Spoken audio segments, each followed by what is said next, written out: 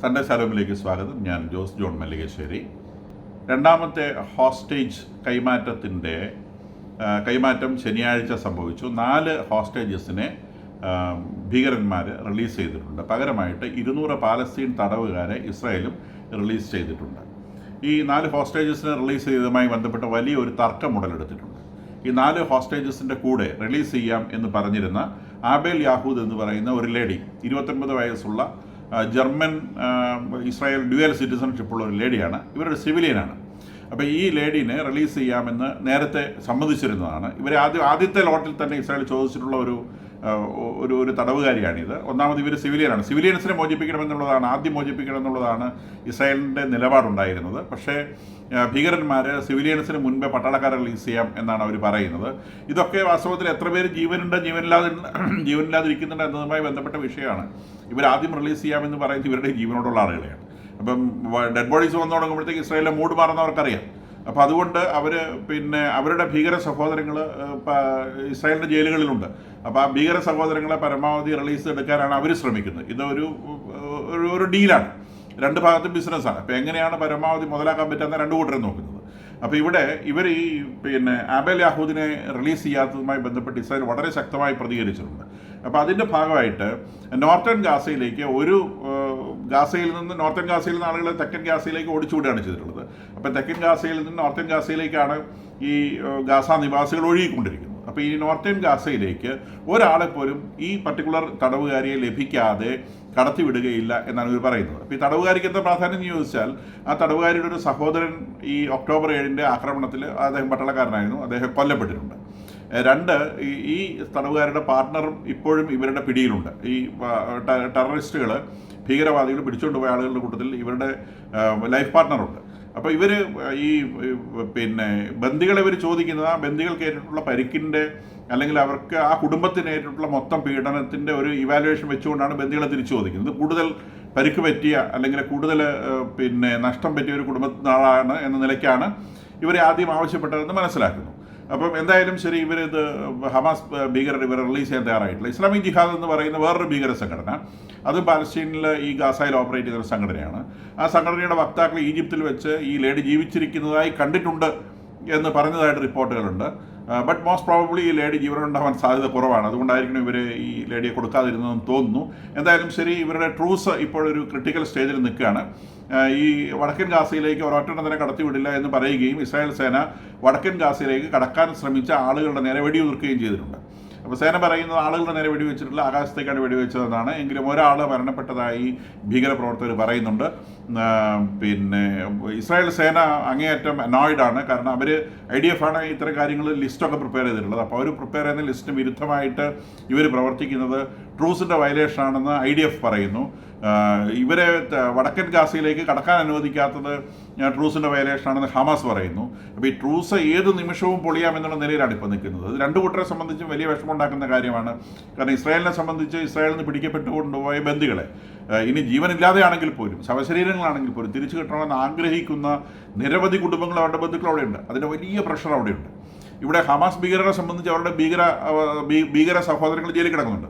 അപ്പോൾ ഈ ഭീകര സഹോദരങ്ങളെ റിലീസ് എടുക്കുക എന്നുള്ളതാണ് ഈ സാധാരണക്കാരൻ പാർപ്പിടങ്ങളിലേക്ക് പോവുക എന്നതിനേക്കാളേറെ ഹമാസ് എന്ന് പറയുന്ന ഭീകര സംഘടനയുടെ താല്പര്യം ഈ ഇസ്രായേലിലെ ജയിലിലുള്ള ഭീകര സഹോദരങ്ങളെ മോചിപ്പിച്ചെടുക്കുക എന്നുള്ളതാണ്.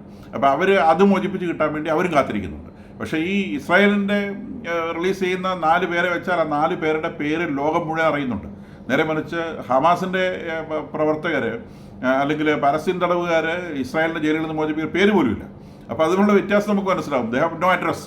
നേരെ മറിച്ച് ഇവർ ലോകം മുഴുവൻ അറിയപ്പെടുകയാണ്. ആരൊക്കെയാണ് ഇന്നിപ്പോൾ ലോകത്തിൽ ആരോട് ചോദിച്ചാലും പറയും, ആ റിലീസ് ചെയ്യപ്പെട്ട 4 പേരുടെ പേര് പറയും. റിലീസ് ചെയ്യുന്ന ലിസ്റ്റിലില്ലാത്ത ലേഡിയുടെ പേരും ആര് വേണം പറയും. ഇവിടുന്ന് ഇന്നലെ 200 പേരെ മോചിപ്പിച്ചിട്ടുണ്ട്. അതിൽ കുറേ ഹാർഡ് കോർ ക്രിമിനൽസിൻ്റെ പേര് അപൂർവം ചിലർക്ക് അറിയാമെന്നല്ലാതെ ബാക്കി ആർക്കും യാതൊരു അഡ്രസ്സും ഇല്ല എന്നുള്ളതും മനസ്സിലാക്കേണ്ടതുണ്ട്. അപ്പോൾ ഇവിടെ ചില ആളുകൾ 4 പേർക്ക് പകരം 200 പേരെ റിലീസ് ചെയ്തു എന്നൊക്കെ പറഞ്ഞ് ആഹ്ലാദം കൊള്ളുന്നവർ മനസ്സിലാക്കുക 4 പേര് അഡ്രസ്സ് ഉള്ളവരും 200 പേര് അഡ്രസ്സ് ഇല്ലാത്തവരുമാണ്. അപ്പോൾ ഇവരുടെ നോർത്തേൺ ഗാസയിലേക്കുള്ള പ്രവേശനം തൽക്കാലം തടയപ്പെട്ടിരിക്കുന്നു. അപ്പോൾ അതുകൊണ്ട് ഈ പറയുന്ന ഹോസ്റ്റേജ് കൈമാറ്റം നിന്നു പോകുമോ എന്നുള്ള ഭീതി എല്ലാ ഭാഗത്തും നിലനിൽക്കുന്നുണ്ട്. അപ്പോൾ ഇതിൽ ഈ പാലസ്റ്റീൻ തടവുകാരെ വിട്ടയച്ചതിൻ്റെ കൂട്ടത്തിൽ ഹാർഡ് കോർ ക്രിമിനൽസ് ഉണ്ട്. ഇതിൽ 120ഓളം ആളുകൾ ജീവപര്യന്തം ശിക്ഷയ്ക്ക് വിധിക്കപ്പെട്ടിട്ടുള്ളവരാണ്. ഇവർ ബസ്സുകളിൽ ബോംബ് പ്ലാന്റ് ചെയ്യുക, കടയിൽ ബോംബ് പ്ലാന്റ് ചെയ്യുക, ആളുകളെ നേരിട്ട് വധിക്കുക, ഇങ്ങനത്തെ പ്രവർത്തനങ്ങളിൽ ഏർപ്പെട്ടിട്ടുള്ള ആളുകളാണ്.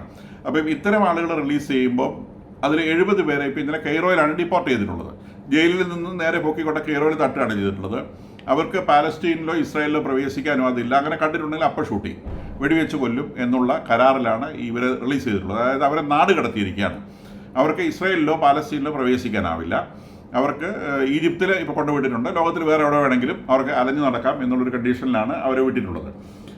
കൂടാതെ ഇന്നലെ ഇസ്രായേൽ ജയിലിൽ നിന്ന് വിട്ടയച്ച പല തടവുകാരുടെയും വീടുകളിൽ, അത് പലത് വെസ്റ്റ് ബാങ്കിലൊക്കെയാണ്, ആ വീടുകളിലൊക്കെ ഇന്നലെ ഇസ്രായേൽ സേന റെയ്ഡ് നടത്തിയതായി റിപ്പോർട്ടുകളുണ്ട്. കൂടാതെ വെസ്റ്റ് ബാങ്കിൽ ഇസ്രായേൽ സേന ഇപ്പോഴും റെയ്ഡുകൾ, പല വീടുകൾ കയറി റെയ്ഡുകൾ നടത്തുന്നുണ്ട്. അതിൻ്റെ ഭാഗമായി 2 ആളുകൾ കൊല്ലപ്പെട്ടിട്ടുണ്ട്. അത് ആ വഴിക്ക് നടക്കുന്നുണ്ട്. കൂടാതെ ഈ ഹോസ്റ്റേജിനെ റിലീസ് ചെയ്യുന്ന സ്ഥലത്ത് ഹമാസ് വലിയ ഷോയാണ് നടത്തുന്നത്. അപ്പോൾ അവർ, കാരണം ഇത് വലിയ പബ്ലിസിറ്റി കിട്ടുന്ന സ്ഥലമാണെന്ന് അവർക്കറിയാം. അതുകൊണ്ട് തന്നെ ഈ ഹോസ്റ്റേജസിനെ UN കൈമാറ്റം ചെയ്യുന്ന സ്ഥലത്ത് വലിയ സ്റ്റേജൊക്കെ കെട്ടി ഇവരെ ഈ ഹോസ്റ്റേജസിനെ പട്ടാള യൂണിഫോമൊക്കെ ഇടിയിച്ച് പാലസ്തീൻ്റെ പതാകയൊക്കെ മുൻപിൽ വെച്ച് തോക്കേന്ത്യ, പിന്നെ ഈ ഇത്ര നാളും യുദ്ധത്തിൽ പരിക്കനുഭവിക്കാത്ത കഞ്ഞി കുടിച്ച് കിടന്നിരുന്ന കുറച്ച് ഹമാസ് ഭീകരന്മാർ, നല്ല തടിയന്മാർ, അവർ ബ്ലാക്ക് യൂണിഫോമൊക്കെ ഇട്ട് മുഖമെല്ലാം മൂടിക്കെട്ടി തോക്കുമൊക്കെ പിടിച്ച് നിന്നിട്ടാണ് ഇവർ ഈ ഹോസ്റ്റേജസ് റിലീസ് ചെയ്യുന്നത്. ഇത് ഇൻ്റർനാഷണൽ കമ്മ്യൂണിറ്റി വല്ലാതെ അനോയ് ചെയ്തിട്ടുണ്ട്. കാരണം ഇത്രയും കാലം പിടിച്ചിട്ട ഈ ഹോസ്റ്റേജസിനോട് കാണിക്കേണ്ട യാതൊരു മര്യാദയും കാണിക്കാതെ ഇൻ്റർനാഷണൽ കമ്മ്യൂണിറ്റിയുടെ മുമ്പിൽ അങ്ങേയറ്റത്തെ അഹങ്കാരം പ്രദർശിപ്പിക്കുന്ന ഈ സംഘടന നാളെ തലവേദനയാവും എന്നുള്ളത് എല്ലാവർക്കും ബോധ്യപ്പെടുന്ന തരത്തിലുള്ള പ്രകടനമാണ് അവരുടെ ഭാഗത്തുണ്ടാവുന്നത്. അപ്പോൾ അതുകൊണ്ട് തന്നെ എന്തെങ്കിലും സിമ്പതി ഇൻ്റർനാഷണൽ കമ്മ്യൂണിറ്റിക്ക് ഇവരോട് തോന്നിയിട്ടുണ്ടെങ്കിൽ അത് ഈ നിമിഷം കംപ്ലീറ്റ് പൂർണ്ണമായും ചോർന്നു പോയിക്കൊണ്ടിരിക്കുകയാണ്. അപ്പോൾ അവർ പിന്നെ ഞങ്ങൾ ജയിച്ചു എന്ന് കാണിക്കാൻ വേണ്ടി കാണിക്കുന്ന ഈ ഷോ ഇവർക്ക് വളരെയേറെ നഷ്ടമുണ്ടാക്കി വെക്കും എന്നുള്ളത് ഉറപ്പാണ്. കൂടാതെ ലെബനോണിൽ ഇന്നായിരുന്നു 60 ദിവസം പൂർത്തിയാകുന്നു. ട്രൂസിൻ്റെ 60 ഡേയ്സ് പൂർത്തിയാകും. അതോടെ ഇസ്രായേൽ പട്ടാളം പൂർണ്ണമായിട്ടും ലെബനോണിൽ നിന്ന് തിരിച്ചു പോരും എന്നുള്ള കരാറിൻ്റെ 60 ഡേയ്സ് ഇന്ന് പൂർത്തിയായി. ഒരൊറ്റ ഇസ്രായേൽ പട്ടാളക്കാരൻ പോലും ലെബനോനിൽ തിരിച്ചു പോന്നിട്ടില്ല എന്ന് മാത്രമല്ല, ഇന്ന് ലെബനോണിൽ 12 പേരെ കൊല്ലപ്പെട്ടിട്ടുണ്ട്.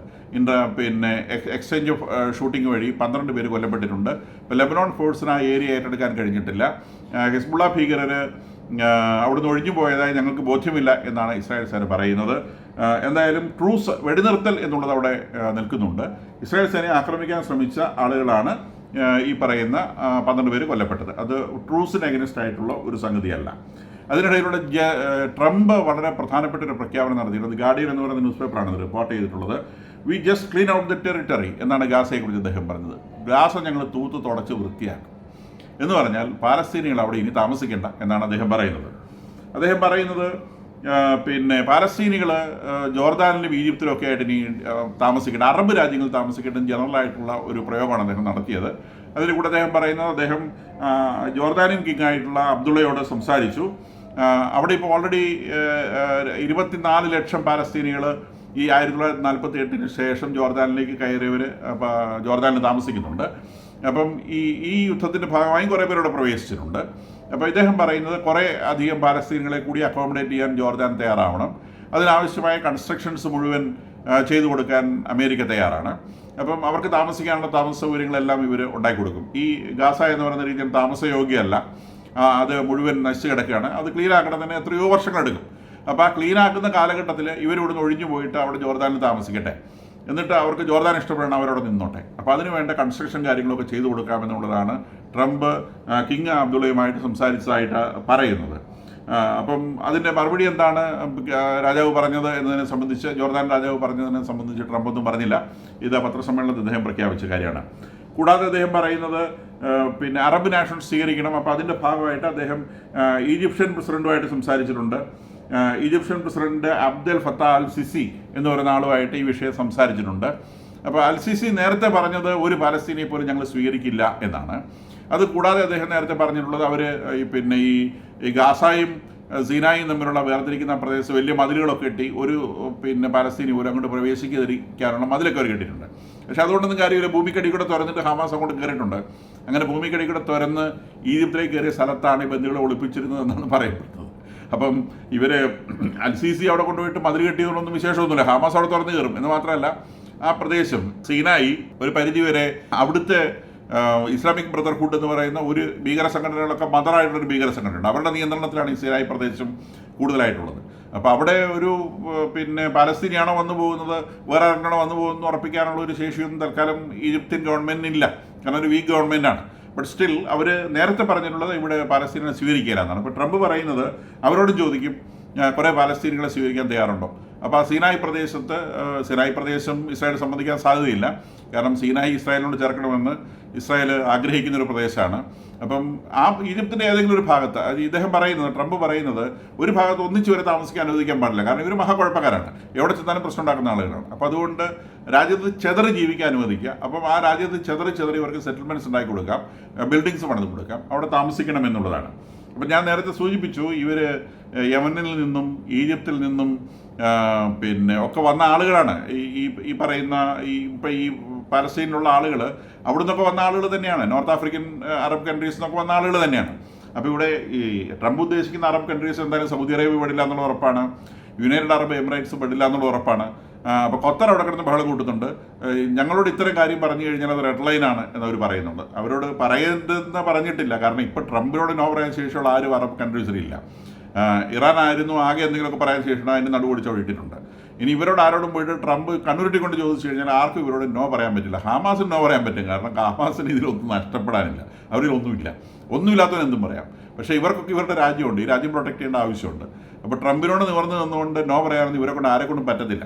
അപ്പോൾ ട്രംപ് ഇപ്പോൾ പറയുന്നത് അവർ ആദ്യം ഇന്തോനേഷ്യയുടെ ഭാഗത്ത് ഒരു ശ്രമം നടത്തിയ കാര്യം ഞാൻ പറഞ്ഞിരുന്നു. പക്ഷെ അത് ഡിസ്റ്റൻസ് കൂടുതലാണ്. മാത്രമല്ല അത് ഇന്തോനേഷ്യൻ പ്രസിഡന്റ് പറഞ്ഞ് ഞങ്ങളങ്ങനെ ഒരു കാര്യം അറിഞ്ഞിട്ടില്ല എന്നാണ് പറഞ്ഞത്. ഇന്തോനേഷ്യയിലേക്കല്ല, ഇന്തോനേഷ്യ അടുത്തുള്ള ഒരു ദ്വീപിലേക്കാണ് ഇവർ ഡിപ്പോർട്ട് ചെയ്യാൻ ആദ്യം പ്ലാൻ ചെയ്തതായി കേട്ടിരുന്നത്. ദ്വീപിൻ്റെ പേരൊക്കെ പറഞ്ഞിട്ട് വളരെ വലിയ ദ്വീപാണ്. ഈ ഗാസ പോലെ മരുഭൂമിയൊന്നുമല്ല, വളരെ ഫർട്ടൈലായിട്ടൊരു പ്രദേശമാണ്. പക്ഷേ അവിടെ മനുഷ്യവാസം വളരെ കുറവാണ്. അപ്പം അതാണ് പറഞ്ഞു കേട്ടിരുന്നത്. ഇപ്പോൾ ഇദ്ദേഹം പറയുന്നത് ഇതിൻ്റെ സമീപത്തുള്ള അറബ് രാജ്യങ്ങൾ ഈ പാലസ്തീനികളെ ഷെയർ ചെയ്തെടുക്കണമെന്നാണ്. അപ്പോൾ അദ്ദേഹം അവിടെ ഉപയോഗിച്ചുള്ള വാക്ക് ഇതാണ്, we just clean out the territory എന്നാണ്. ട്രംപ് പറയുന്നൊരു സ്റ്റൈലുണ്ടല്ലോ, അപ്പോൾ ആ രീതിയിലാണ്, തുടച്ച് ഞങ്ങൾ ക്ലീനാക്കി എടുക്കും എന്നാണ് പറഞ്ഞിട്ടുള്ളത്. അതുകൂടാതെ 2 ടണ്ണിന് മേലെയുള്ള ബോംബുകൾ ഇസ്രായേലിന് വിൽക്കുവാൻ അമേരിക്ക ഔദ്യോഗികമായിട്ട് തീരുമാനിച്ച കാര്യവും ഇന്ന് അദ്ദേഹം പത്രസമ്മേളനത്തിൽ പറയുകയുണ്ടായി. ഈ 2 ടണ്ണിന് മേലെയുള്ള ബോംബുകൾ അമേരിക്ക ഇസ്രായേലിന് കൊടുത്തിരുന്നു. പക്ഷേ അത് ഗാസ യുദ്ധം ഒരു ലെവൽ വിട്ട് കഴിഞ്ഞപ്പോഴേക്കും അത് നിർത്തിയിരുന്നു. കാരണം ഇത് കണ്ടമാനം ആളുകളെ കൊല്ലുന്ന സാധനമാണ്, അതുകൊണ്ട് തരില്ല എന്ന് ബൈഡൻ പറഞ്ഞിരുന്നു. അപ്പോൾ അത് മാറ്റുകയാണ്. ഇദ്ദേഹം 2 ടണ്ണിന് മേലെയുള്ള, അപ്പം ഈ പത്രപ്രവർത്തകർ ചോദിക്കുന്നുണ്ട്, നിങ്ങൾ എന്തുകൊണ്ടാണ് ഈ 2 ടണ്ണിന് മേലെയുള്ള ബോംബുകൾ ഇസ്രായേലിന് കൊടുക്കുന്നതെന്ന് ചോദിക്കുന്നുണ്ട്. അപ്പം അതിന് മറുപടിയായിട്ട് ട്രംപ് പറഞ്ഞത് അവരതിന് പൈസ തരുന്നുണ്ട് എന്നാണ് പറഞ്ഞത്. അപ്പോൾ എന്ന് പറഞ്ഞാൽ ഈ 2 ടണ്ണിന് മേലെയുള്ള ബോംബ് ഇസ്രായേലിന് ഇപ്പോൾ കൊടുക്കുന്നുണ്ടെങ്കിൽ ഈ വെടിനിർത്തൽ എന്തുതരം വെടിനിർത്തലാണ്? വെടി മാത്രമേ നിർത്തുന്നുള്ളൂ, ബോംബ് നിർത്തുന്നില്ല എന്നാണ് നമ്മൾ ഇതിൽ നിന്ന് മനസ്സിലാക്കേണ്ടത്. കൂടാതെ അമേരിക്കയുടെ UN-ലേക്കുള്ള അംബാസഡറുണ്ട്. ആ ലേഡി കഴിഞ്ഞ ദിവസം പ്രഖ്യാപിച്ചിരുന്നു ഇസ്രായേലിന് വെസ്റ്റ് ബാങ്കിൽ അത് ബിബ്ലിക്കലായിട്ടുള്ള റൈറ്റ് ഉണ്ട്, അത് അവരുടെ സ്ഥലമാണ് എന്ന് അവർ പ്രഖ്യാപിക്കേണ്ടത്. എന്ന് പറഞ്ഞാൽ ഇത് അമേരിക്കയുടെ ഈ വിഷയത്തെ സംബന്ധിച്ചുള്ള കാഴ്ചപ്പാടിനെയാണ് ഇത് കാണിക്കുന്നത്. WHO-യ്ക്ക് അമേരിക്ക കൊടുത്തിരുന്ന ഫണ്ട്, വേൾഡ് ഹെൽത്ത് ഓർഗനൈസേഷന് കൊടുത്തിരുന്ന ഫണ്ട് വല്ലാതെ മിസ്യൂസ് ചെയ്യപ്പെട്ടതായി അവർ തിരിച്ചറിഞ്ഞതുകൊണ്ടാണ് ആ ഫണ്ടിങ് നിർത്തിയതെന്നാണ് പറയപ്പെടുന്നത്. കാരണം ഈ WHO-യുടെ ഏകദേശം 1400 വോളണ്ടിയേഴ്സ് ഈ ഗാസ റീജിയനിൽ വർക്ക് ചെയ്തിരുന്നു. ഈ 1400 വോളണ്ടിയേഴ്സും ഹമാസിൻ്റെ പ്രവർത്തകരായിരുന്നു എന്നാണ് പറയപ്പെടുന്നത്. കൂടാതെ ഒക്ടോബർ 7, 2023 ഇസ്രായേലിലേക്ക് കടന്നു കയറിയ ഭീകര സംഘത്തിൽ പലരും WHO-യുടെ വോളണ്ടിയേഴ്സ് ആയിരുന്നു എന്നും പറയപ്പെടുന്നു. ഈ WHO-യുടെ വോളണ്ടിയേഴ്സിന് ഓരോ മാസവും ഏകദേശം അമേരിക്കൻ ഡോളേഴ്സിനാണ് സാലറി കിട്ടുന്നത്. ഏകദേശം 1 ലക്ഷം രൂപയുടെ അടുത്ത് ഇവർ ശമ്പളം വാങ്ങിക്കൊണ്ടിരുന്നു. അപ്പോൾ 1400 പേര് 1 ലക്ഷം രൂപ വീതം ശമ്പളം വാങ്ങുമ്പം കോടിക്കണക്കിന് രൂപയാണ് WHO ഈ ഹമാസ് ഭീകരർക്ക് വേണ്ടി ഫണ്ട് ചെയ്തുകൊണ്ടിരുന്നത്. ഈ സംഗതി തിരിച്ചറിഞ്ഞുകൊണ്ടാണ് അമേരിക്ക WHO-യുടെ ഫണ്ടിങ് നിർത്തിയത് എന്നാണ് പറയപ്പെടുന്നത്. അപ്പം എന്തായാലും ഈ ട്രൂസ് മുൻപോട്ട് പോവട്ടെ എന്നാണ് എല്ലാവരുടെയും പോലെ നമ്മളുടെയും ആഗ്രഹം. കാരണം ഈ ബന്ദികളെ കൈമാറ്റം ചെയ്യേണ്ടതുണ്ട്. ഗാസയിൽ നിരപരാധികൾ മരിക്കുന്നത് നിശ്ചയമായും തടഞ്ഞു വയ്ക്കപ്പെടേണ്ടതുണ്ട്. ഹമാസ് ഭീകരരെ സംബന്ധിച്ച് അവിടുത്തെ ഒരു നിരപരാധി മരിക്കുന്ന അവരുടെ വിഷയമൊന്നുമല്ല. കാരണം അവരെ സംബന്ധിച്ച് ഇവരൊക്കെ സ്വർഗത്തിലേക്ക് അയക്കപ്പെടുന്ന ആളുകളാണ്. അപ്പോൾ അവർ ഇവരുടെ ഹെൽമെറ്റ് വയ്ക്കുന്നതിന് പകരം കുഞ്ഞുങ്ങളെടുത്ത് തല വയ്ക്കും. ബോംബ് വീണ് കഴിഞ്ഞാൽ കുഞ്ഞുങ്ങൾ ചത്തോട്ടെ എന്ന് പറഞ്ഞ് ബോംബ് വീണ് കഴിഞ്ഞാൽ അവർ ഉപയോഗിക്കുന്ന ഹെൽമെറ്റ് കുഞ്ഞുങ്ങളും പെണ്ണുങ്ങളുമാണ്. അപ്പോൾ അത് എല്ലാവർക്കും അറിയുന്ന ഒരു കാര്യമാണ്. അത്തരമൊരു സംഗതി നടക്കുന്നത് ഒരിക്കലും മനസാക്ഷിക്ക് നിരക്കുന്നൊരു വിഷയമല്ല. അപ്പോൾ ട്രൂസ് മുന്നോട്ട് പോവേണ്ടത് ആവശ്യമാണ്. പക്ഷേ അതിൻ്റെ ഭാവിയെ സംബന്ധിച്ച് ഗൗരവതരമായ സംശയങ്ങൾ ഉടലെടുക്കുന്ന തരത്തിലുള്ള സംഗതികളാണ് കേൾക്കുന്നത്.